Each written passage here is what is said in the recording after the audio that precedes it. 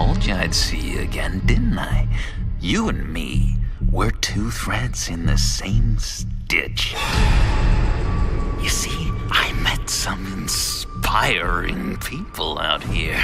Made some new friends.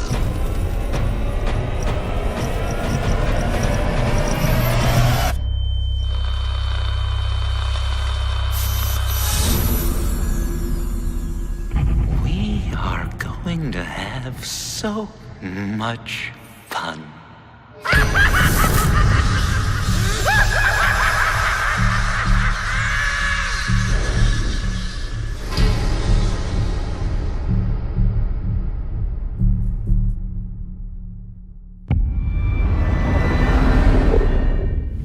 With season 1, we had the challenge of finding out how far we could take Batman and bend it before it breaks. We found out that you could bend it pretty far.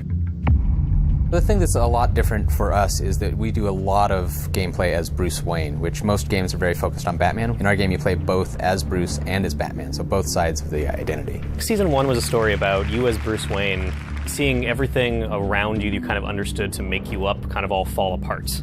The whole Batman mythos is all about Bruce Wayne having his parents sacrifice themselves for him at a young age. And our story is about Bruce finding out that his father was actually corrupt. His family wasn't what he thought it was. He's finding out that his company could be taken away from him. The people he cares most about are in danger. His heroes have now really become the people that he now fights. There's a great quote by Harryhausen. The best monster is one you can imagine in repose. In season 1, we got a chance to set up some of the villains that people are the most familiar with. But in The Enemy Within, we get to see those villains, those monsters in repose. We're allowing the player to explore a philosophy of a means to an end. Like, how far are they willing to go? What parts of themselves are they willing to compromise to get the job done? Bruce is going to have to realize that the only way to take down some of these villains is to get closer to them. I think as we've seen in the teaser trailer, the biggest new threat is the appearance of the Riddler. Obviously, John Doe makes an appearance. We talk about John Doe internally as the proto-Joker. Obviously, Telltale games are all about choices. They're all about talking, and then every time you talk to John Doe, you should be wondering, is he listening to what I'm saying? He very well might be. The thing that I've always loved about Telltale games is there's a partnership between myself and the game to where I am helping to create my own narrative.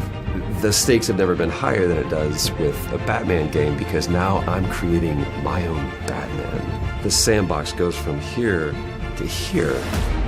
If you played season 1 and you enjoyed getting to know some of the Batman villains who were a little bit different than you saw in canon, being able to form close relationships with them, befriend them, become their mortal enemies, you are going to have an amazing time in The Enemy Within.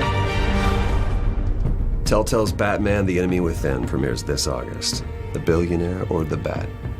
Which mask will you wear?